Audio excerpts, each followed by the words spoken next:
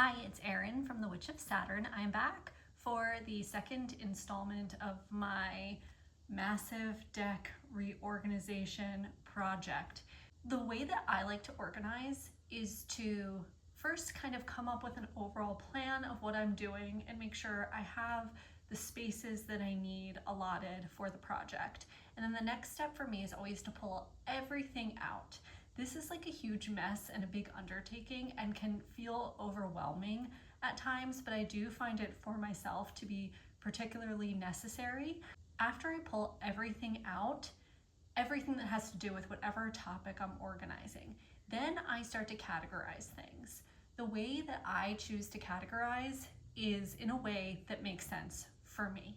So this doesn't need to make sense for anyone else because it's only my system. So there really aren't any rules except for the ones that I create.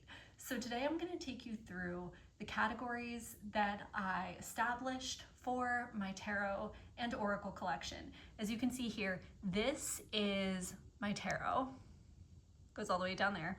And then the oracles are actually behind me, so I'll show you those later, but this right here is just tarot. I can't tell if it's crazy, if this is like a huge amount and overwhelming, or if it's like not that bad, which I think says a lot about, my personality in general and, maybe some of my toxic traits, but here we go. So let's get to it. So this stack right here, this category is based solely on size of the box. So these are all boxes that are oversized, and the bags that are on top of the stack, these are all decks that go in these boxes. So I have Herb Crafter's Tarot in this bag. I'm just putting this in this pile with the boxes because quite honestly, I'm not sure how this is going to shake out yet. I want everything together that belongs together. So these bags are Antique Anatomy, Mary L, Everyday Witch. So all of this stays together in this pile based on just the cumbersome nature of these boxes. I did this because I think that they are going to kind of be in one spot on the shelf, but we'll see. This next little pile is pretty straightforward. This is seasonal, like holiday decks, let's say. Not even seasonal, this is holiday. So I have these two very strictly Halloween decks and these two very Christmassy decks. And they seem so time specific that I made them their own category.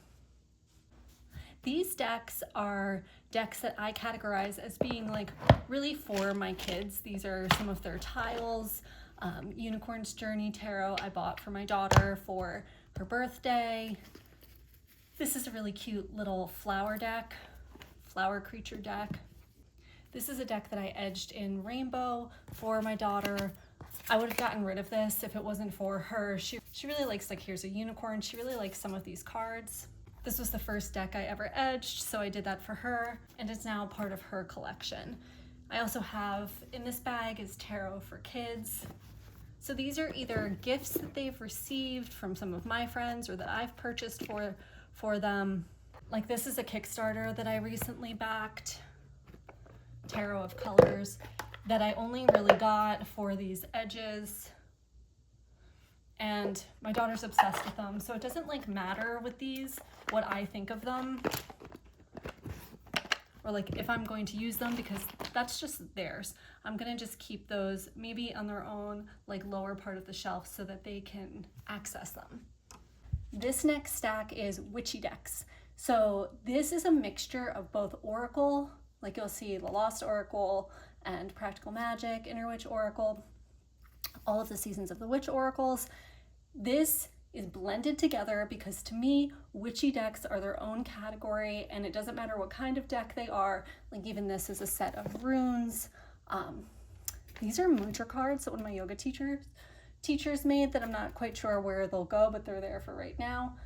So all of these will go in their own section, like even regardless of like cumbersome box size. So you can see how some of the rules of my categories get overridden. Okay, I wasn't sure where to put these two. These are my Marseilles decks so far. This is for Jay from Iridescent Tarot and I, along with Shanna D from Sincerely Shanna D, are going to do a Marseilles study in January. So these are like set aside for that. Over here are all pocket-sized decks, or like smaller tarot decks. So they're kind of all mini and I think makes sense to stay together. So these are all a category of indie tarot decks, but they are broken down into these subcategories that only make sense to me. So these are kind of niche indie tarot decks that serve a specific purpose. I kind of, in my head, I think of them as light and fluffy. Like, I've got the Starbrights Tarot, which is constellations, Taylor Swift eras, the Dreamers Tarot, just really, really pretty, but I don't reach for it as an everyday reader. It's like very specific, like, oh, let me do a reading with this like very color specific type of deck. So in my head, this isn't like my everyday go-to for a general reading. It's more specific than that. So it is in this category here. What else is here? Like Way Home Tarot, the Prism Tarot, because this has a lot of keywords. And these two in particular are ones that my daughter also loves, but they're not going in her pile just yet because I do use them. Okay, this next stack is what I consider to be like my general go-to readers that also are very aesthetically pleasing to me. These were kind of out on display on my desk, so they to me are like very pretty, and I also reach for them often. Same thing with these two stacks kind of fit into that category. This stack is also indie decks that weren't out on my shelf on display, but, well, some of them were, like Narrative Alchemy was, but here I have Future Ancestor, The Shimmering Veil. This is Carrot Tarts. I've got Scarab and Dahlia for Hoxa. So I have to kind of just figure out, where all of these are gonna go, if some of them are gonna stay in my desk, and if there are some that are gonna go into the cabinet. So this category may not be accurate for me to call 90s decks, but that's what I'm calling it. To me, these all have like, they're not just mass market decks. Some of them are indie, some of them are are any indie? Yeah, one of them. Most of them are mass market, but they just remind me of like that 90s era. Like, this is clearly not made in the 90s, but it makes sense to me to have it here. There's my Toth. I've got Doreen, Virtue. I mean, come on, who doesn't have a couple of those still laying around? Morgan Greer. This is the Cosmic Tarot, my first ever tarot deck. This is my version of the original Rider-Waite. This is like a Belgium printing. I really like the cardstock. I've got Tarot of a Moon Garden. Marguerite Peterson is in here. And so is the Fifth Tarot. So I don't know if these will live together on the shelf yet or not, but just in my head, it makes sense to group them as one. And then this big stack here is my Jamie Sawyer collection. So again, this bypasses any of the rules that I have, where there are Lenormand decks in here mixed in with her tarot decks. I've got some tiles that she made. And then these tiles actually live out on my desk. These are the 8th house tarot tiles.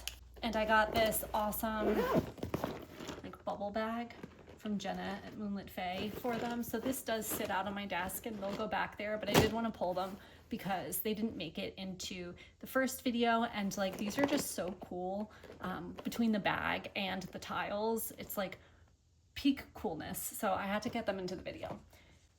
This is my mass market deck collection. Some of them are bagged. Some of them have this larger box size, but to me, this is like very much mass market decks, and I'm not sure where they're going to fit in, if the bagged decks will stay out on the shelf like they were before because I just love to look at them, or if mass market is going in its own section. We'll see. These are the decks that I'm definitely selling. If you want them, hit me up. And then over here is Oracle. This kind of wraps around, you'll see in a second. But the way that I categorized Oracle was in its own, again, Aaron type of system. So these are all of my, what I would call heavy hitter oracles. I know that all of these are going to stay in the oracle section of my desk because these guys are so good at their jobs. Like, if I had to choose a section of oracles to keep, it would definitely be these. They are all so good. Like all of these, it works out pretty well that this whole stack of little minis, for the most part, the only one I don't use on a regular basis is the Idiosyncratic Tarot, but I use the Amethyst Oracle a lot, and so these guys are married, they'll stay together. I've got my Spirit Kittens, Little Discovering Beauty, and of course we've got Dog Bone. This is these blue bones. Okay, this is the one time in my life that I have regretted not getting the tuck box. I ordered this on MPC. I really love this deck. I really wish I had gotten the tuck box for it. I didn't because I was like, well, Erin, you hate tuck boxes, and why are you spending extra money for a tuck box that's going to sit in the tuck box graveyard? Well, little did I know that I really do wish I had it. I would love for there to be a way to just like buy the tuck box with my next MPC order, but I don't think that that's an option. If anybody has a tuck box for these blue bones that is sitting in a tuck box graveyard, I will buy it from you. Send it my way. Yeah, okay, so the heavy hitters section all happens to be indie decks. And same thing here. These are all indie decks that I would say are like my next tier down. Like I am not 100% convinced that I can't live without these, but I do still like to work with them. So these are just like second tier, right? The B team, they're still sitting on the bench. Not sure when they're coming in, but they need them on the roster, on the team. Like, do you like my sportsing references here? These are all what I would consider to be like my yoga decks. I use these a lot in my yoga classes. That's kind of why I specifically bought some of them. And then Weird Sisters and the Starseeker Oracle went on top. I'm not sure why, just because I'm really not convinced about either of these. I need to work with them more. Like both of these might go, so they're just kind of sitting on top.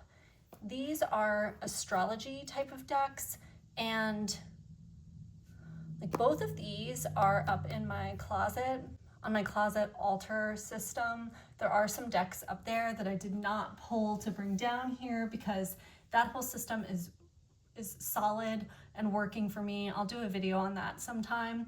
But that's how I track the moon through the signs and kind of do some more intuitive work and readings with Seasons of the Witch and energy archaeology.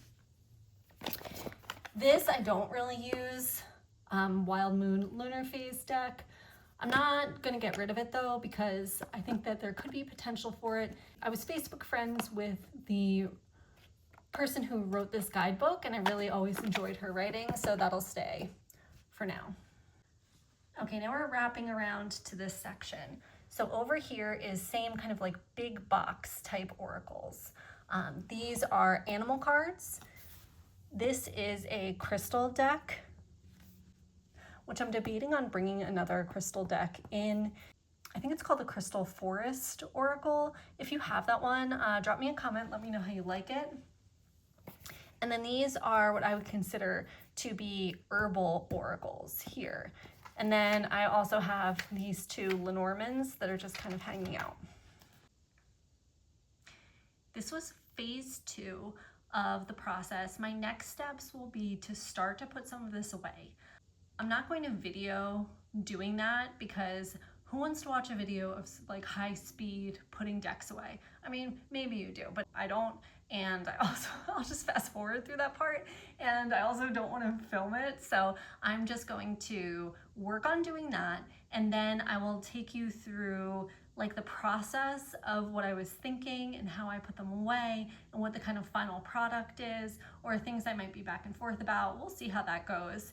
And I'll be back for that third installment hopefully soon, because I can't leave things like this. Like I can't live like this. This is nuts. It all has to go away pretty soon, hopefully this weekend. We'll see.